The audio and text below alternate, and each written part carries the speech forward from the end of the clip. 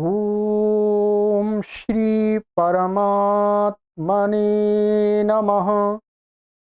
ओम श्री गुरुभ्यो नमः। ओम श्री ऋषिभ्यो नमः। सर्वेभ्यो नमः। देववाणी संस्कृतं यूट्यूब चलदृश्यं प्रति भवतां भवतीनां च हार्दं स्वागतम्। मित्रों, प्रारंभिक रचनानुवाद कौमुदी सरल संस्कृत शिक्षा की सीरीज हमारी चल रही है शून्य स्तर से शुद्ध संस्कृत संभाषण और लेखन सिखाने की। 2030 तक 1 करोड़ लोगों को ऑनलाइन माध्यम से निःशुल्क शुद्ध संस्कृत संभाषण एवं लेखन सिखाना है। इसके लिए हम इस देववाणी संस्कृतम यूट्यूब चैनल पर कार्य कर। सबसे पहले तो हमें सिखाना है, साथ में निःशुल्क सिखाना है। अब इस भारत देश के अंदर कोई निःशुल्क भी यदि संस्कृत भाषा को नहीं सीख पाता है और फिर वो कहता है कि हमें संस्कृत भाषा कोई सिखाने वाला नहीं मिलता, तो ये सबसे बड़ा झूठ है। अभी मित्रों, भारत देश के अंदर जनगणना आरंभ होने वाली है। जनगणना में आप सभी अपनी एक भाषा, जो ऑप्शनल भाषा है, उस भाषा में संस्कृत भाषा को चयन करें। अंतरात्मा से, माने अंतरात्मा की आवाज से कि हाँ, मैं संस्कृत भाषा जानता हूं, जानती हूं, इसलिए मैं अपनी जो वैकल्पिक भाषा है उसको मैं संस्कृत भाषा चयन करता हूं, करते। तो आप 2 महीने मात्र पढ़ लीजिए, झूठ नहीं होगा, सत्य होगा, आप वास्तव में संस्कृत भाषा जानते भी होंगे। इस सीरीज को पढ़ लीजिएगा, ठीक है। आपसे कोई पैसा नहीं लिया जा रहा। और साथ में अपने परिचित लोगों को भी इस सीरीज को शेयर कीजिए। हम संस्कृत भाषा के लिए प्रचार प्रसार के लिए लगे हुए हैं, तो थोड़ा सा आप भी अपना योगदान दीजिएगा। ये कार्य लंबे समय से 8 साल से निरंतर ऑनलाइन माध्यम से हम कर रहे हैं, बिना किसी फीस को लिए हुए। तो आप सभी से निवेदन है मित्रों कि आप सभी स्वयं सीखें। कई अनेक पाठक, नए पाठक आते हैं और ऐसे सोचते हैं कि हम आज ही इस चैनल से जुड़े हैं और आज ही हमारे लिए नई कक्षा आरंभ हो। ऐसा नहीं होता। YouTube चैनल पर मैं इसीलिए पढ़ाता हूं कि कोई व्यक्ति किसी भी समय जुड़े और वो जो सीखना चाहता है वो उसी समय से सीखना आरंभ कर दे। उसे मुझे पूछने की आवश्यकता ना पड़े, इसलिए तो YouTube पर पढ़ाते हैं। और YouTube से अच्छा कोई भी प्लेटफॉर्म नहीं है टीचिंग के लिए, पढ़ाने के लिए, पढ़ने के लिए, ठीक है।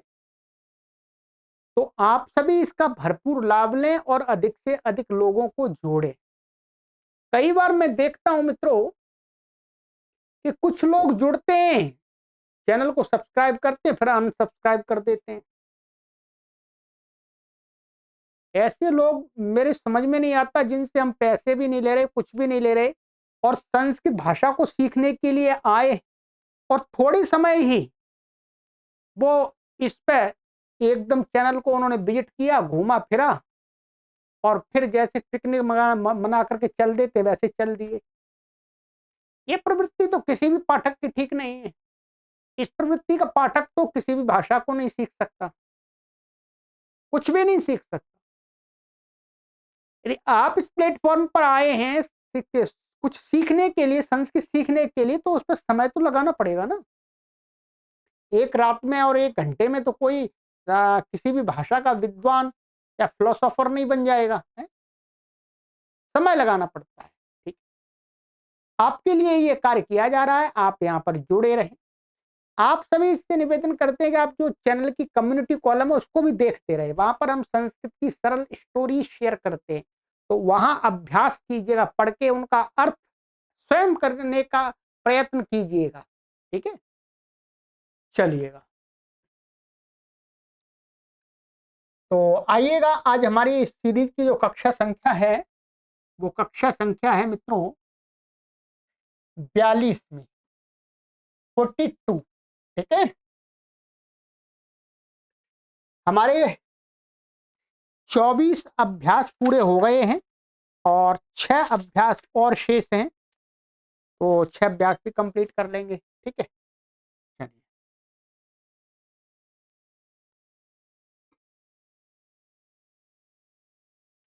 ये वाला हमारा हो गया था कंप्लीट। ठीक है, अब आ जाइए, पुस्तक ओपन कर लीजिएगा। ठीक है,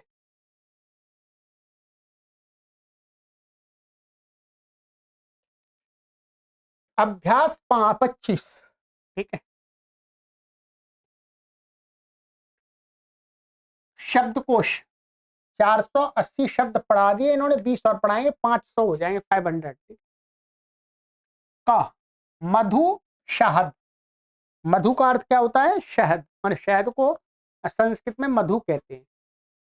दारू, लकड़ी, लकड़ी को दारू बोलते हैं, पीने वाली दारू नहीं है ठीक है, वाइन नहीं है ये, दारू मान लकड़ी।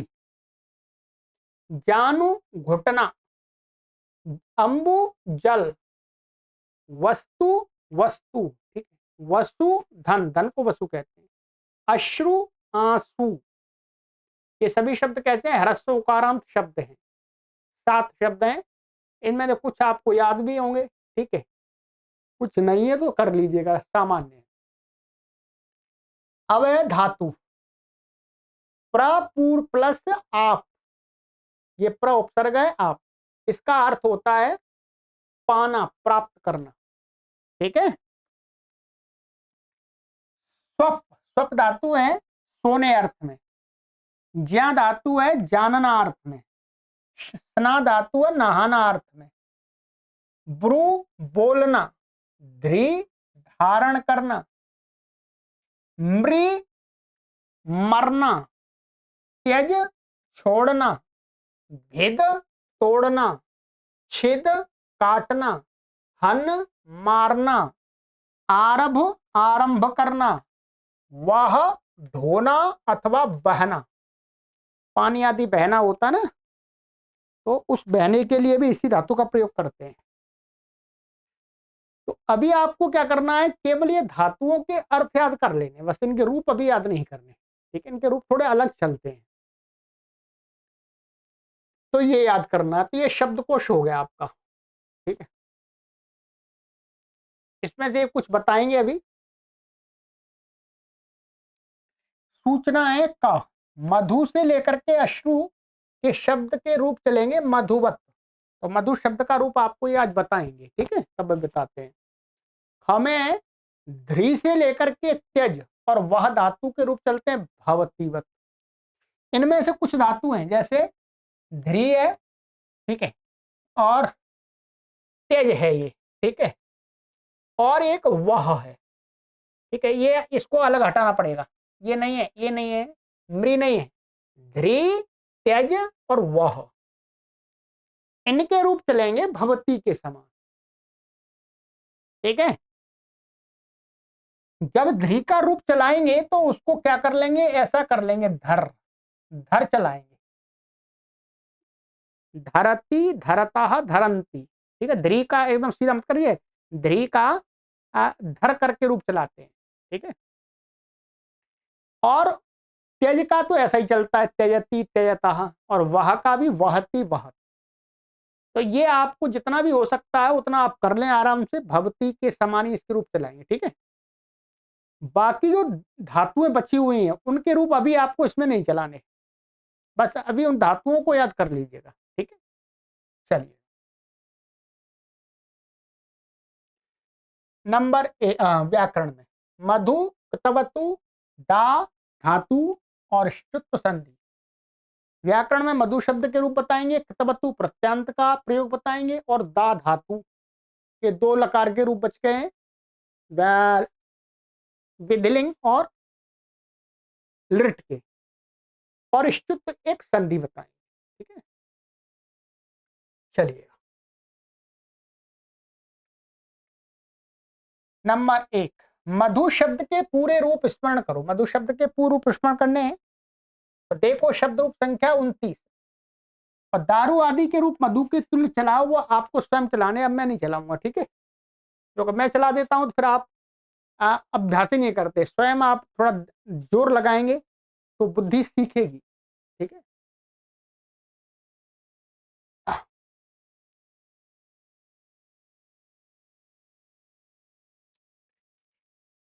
चलिएगा तो रूप चलाते हैं, आपको रूप का अभ्यास कराते हैं। ये है मधु, ठीक है।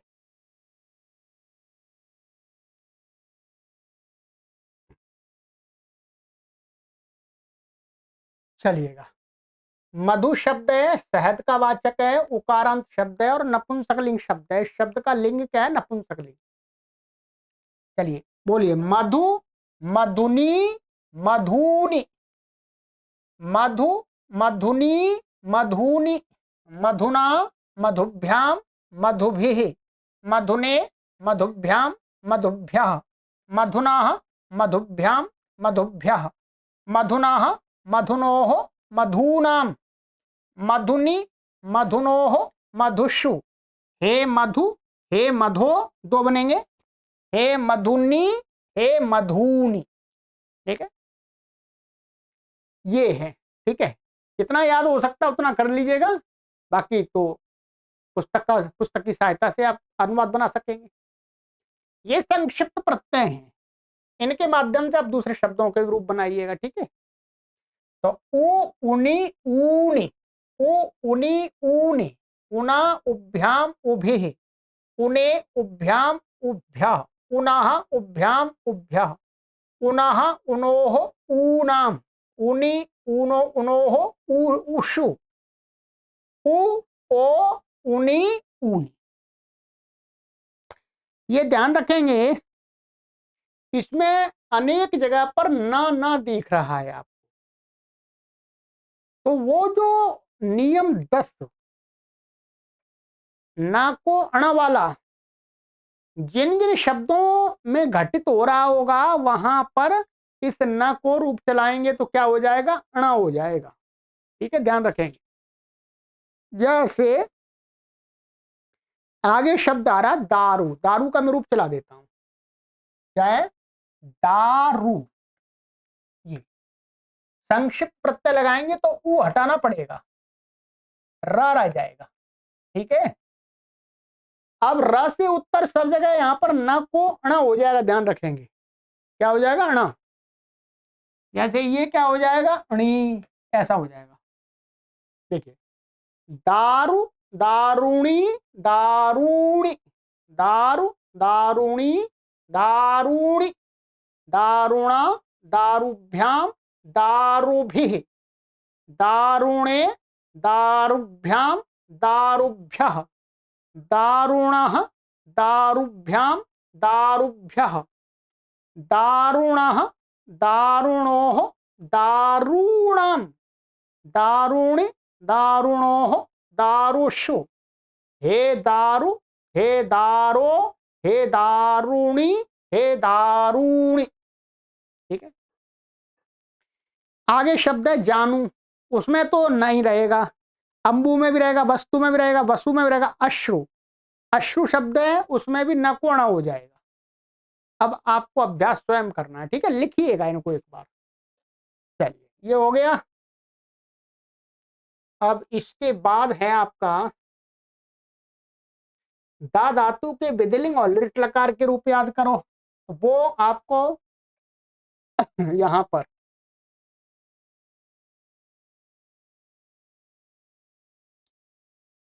ये थे द धातु के, तो लटका लोटका लंका तो हो गया था, विधिलिंग और लिटका और आज करा देते हैं आपको। ठीक है, विधिलिंग का बनता है, इसका अर्थ वही होगा चाहिए अथवा आज्ञा, और लिट का अर्थ होगा भविष्यत काल। दद्यात, दद्याताम, दद्युः, दद्याः, दद्यातम, दद्यात, दद्याम, दद्याव, दद्याम, लिट। दास्यति, दास्यतः, दास्यन्ति, दास्यसि, दास्यथः, दास्यथ, दास्यामि, दास्यावः, दास्यामः। ठीक है, ये हो गया। चलिए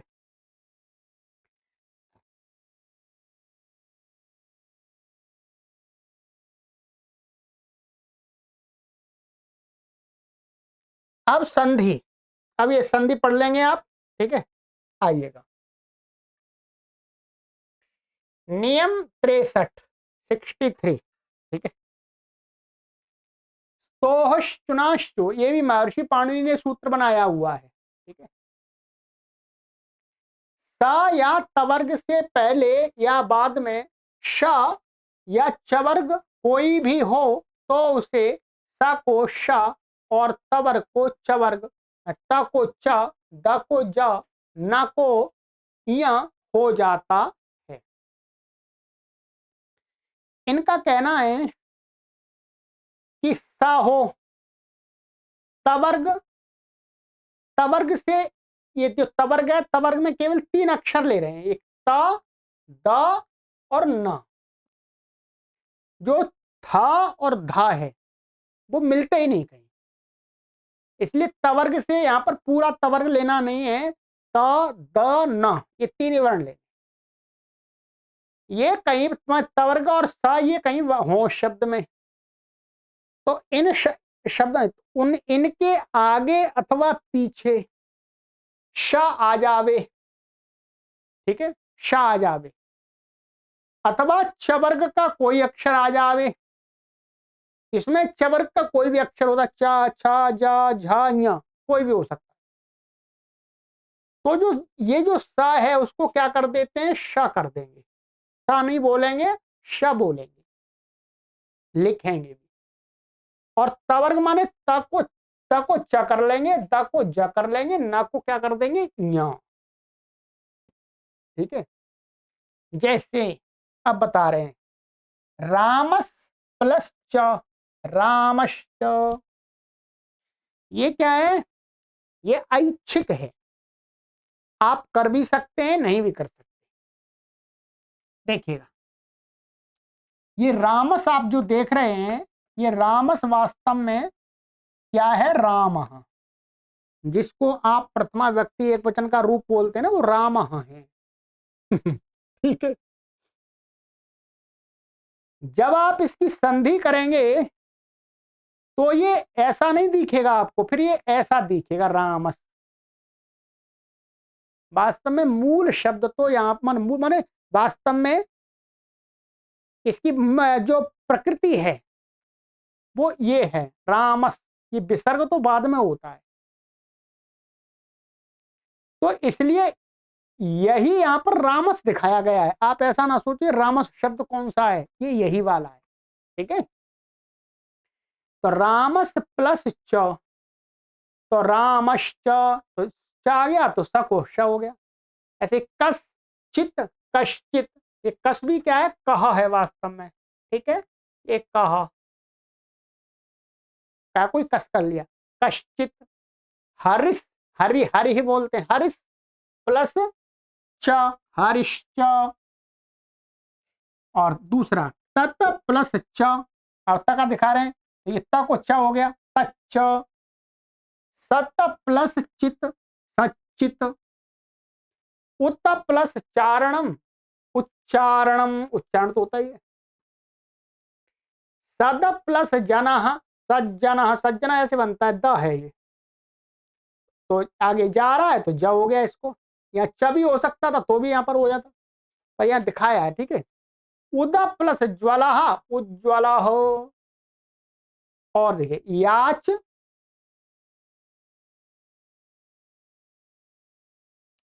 याच प्लस ना, तो याचिया है, याचिया। ठीक है, तो ये संधि है। इस संधि में जितना भी समझ में आ जाए उतना, बाकी ये आप साहित्य पढ़ेंगे तो अभ्यास से आएगी। ठीक है ना। चलिएगा, ये हो गया। अब है मित्रों नियम।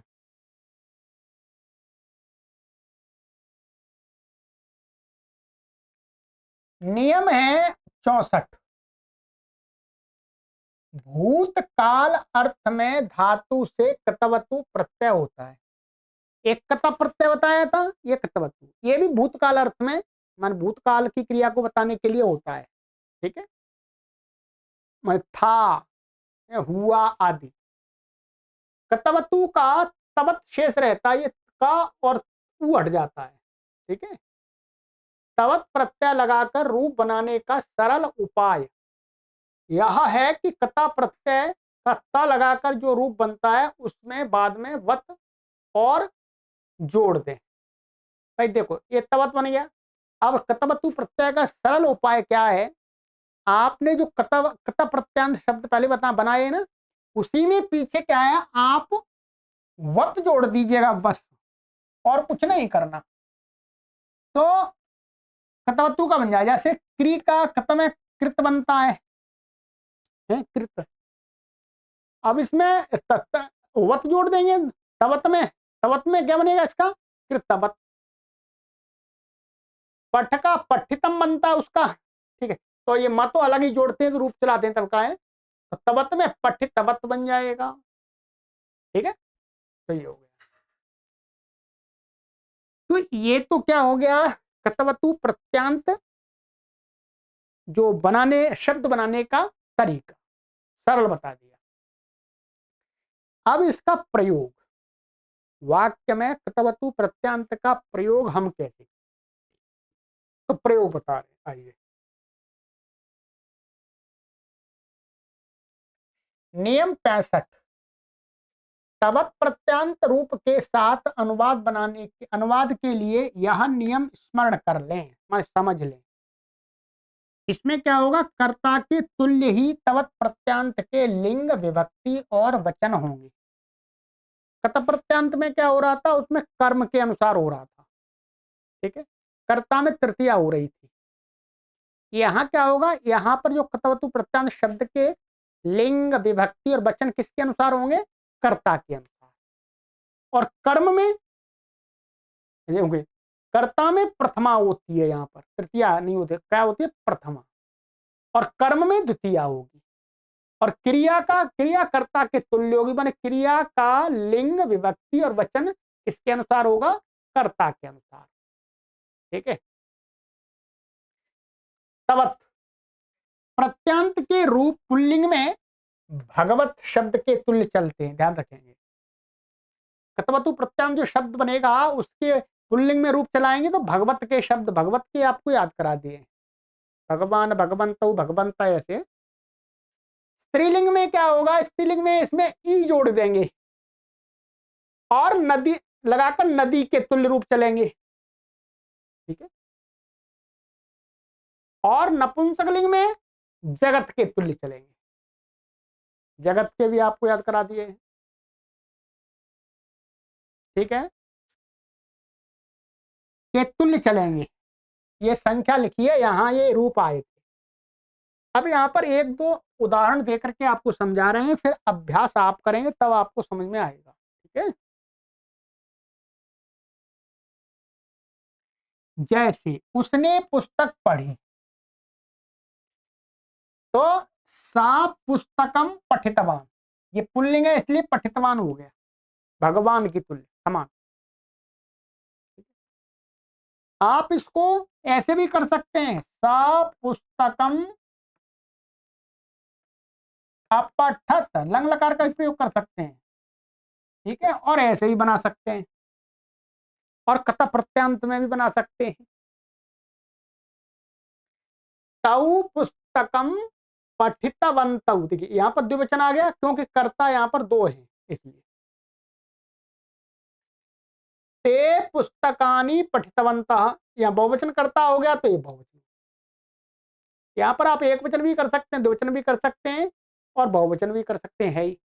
इससे इसका कोई लेना देना नहीं, इसका संबंध इससे करता है। रमा पुस्तकम पठितवती। रमा स्त्रीलिंग है तो पठितवती नदी के समान हो गया। ठीक है, रमा ने पुस्तक पढ़ी।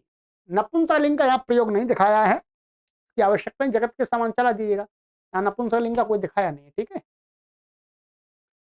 तो ये दिखा दिया इन्होंने।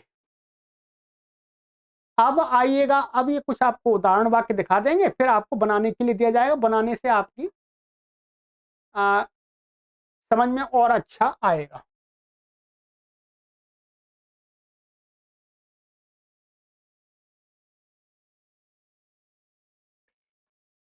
उदाहरण वाक्य, सा मधु खादितवान, एक गलत गया, आकर अंडा हुआ, खादितवान है। ठीक है,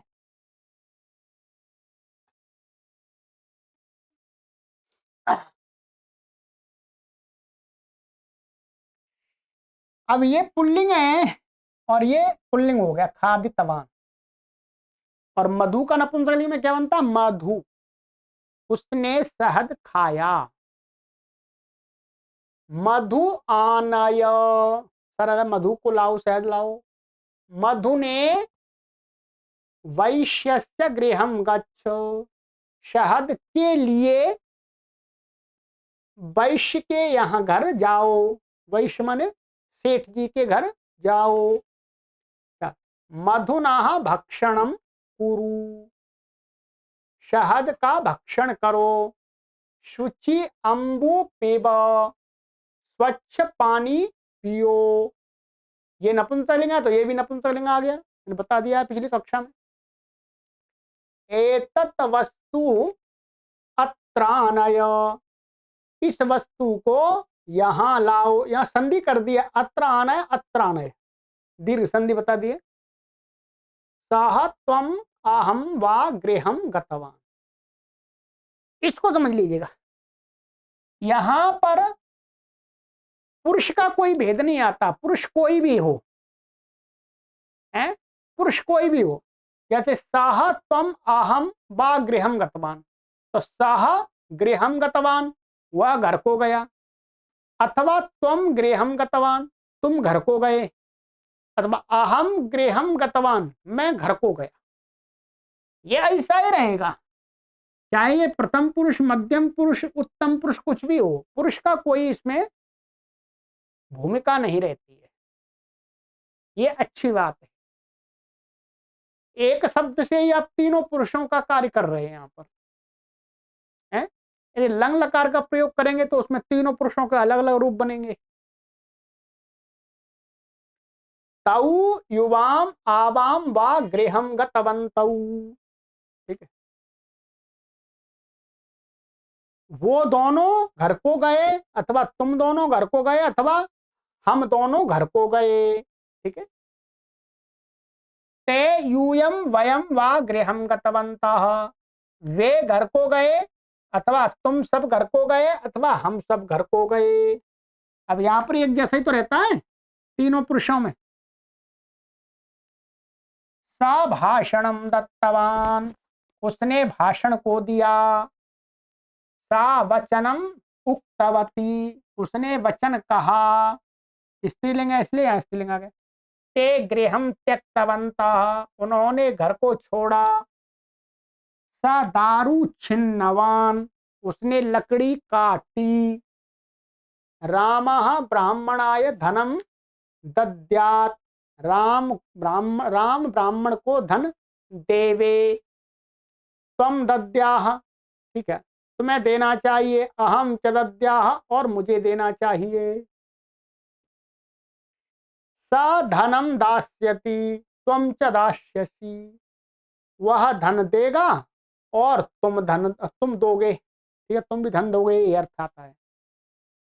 उदाहरण वाक्य में काफी समझा दिया है मैंने आपको, जो बताया है इसको, इतने पाठ को बहुत आराम आराम से सुनिएगा, समझिएगा, कोई कठिनाई नहीं होगी कर्तवतु प्रत्यांत के वाक्य बनाने में। धीरे धीरे सुनना पड़ेगा। ठीक है,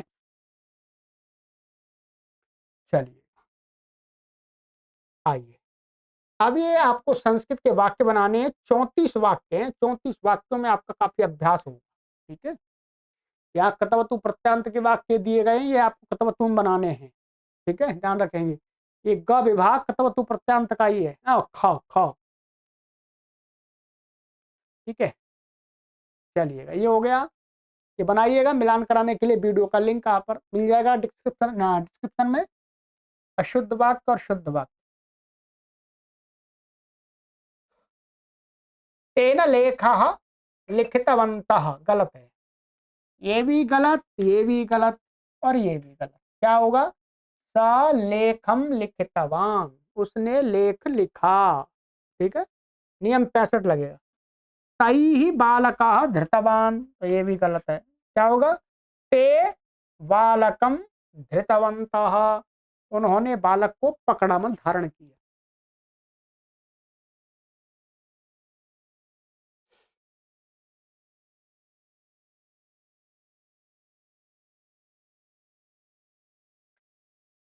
चार अभ्यास क दो ख को बहुवचन में बदलो। खा को बहुवचन में बदलना ध्यान रखेंगे। और ये हो गया। खा के दो, खा और ग को एक वचन में बदलो, ध्यान रखेंगे। क्या करना है? ये जो ख है इसको पहले तो बहुवचन में बदलना है, फिर अच्छा, फिर ये ग है, वास्तव में ग को एक वचन में बदलना है। ये जो ग विभाग है यहाँ पर, यहां से फिर यहां पर इसको एक वचन में बदलना है। ठीक है, ये हो गया। और घ को बहुवचन में बदलो, और ये घ वाला है, इसको बहुवचन में बदलना है। ठीक है, ये हो गया। और आगे तो आपको वो करना नहीं है। मधु अंबु वस्तु अस्तु के पूरे रूप लिखो, ये तो आपने, मैंने पहले ही अभ्यास करा दिया। दा धातु के विधिलिंग और लिट के रूप लिखो, ये भी आपको लिखने की आवश्यकता नहीं है, चाहे तो लिख लीजिएगा। अंत में संधि करो, संधि करो, तो इनकी संधि कीजिएगा, बताऊंगा नहीं मैं, आराम से कर लीजिएगा। मिलान आपको वीडियो से कर लेना है। ठीक है, चलिए, तो अब अगले अभ्यास में मिलते हैं। 5 अभ्यास और हमारे शेष हैं। 42 कक्षाएं हमारी हो गई हैं, 47 कक्षा में कंप्लीट हम कर देंगे। ठीक है, चलिए, सर्वेभ्यो नमः।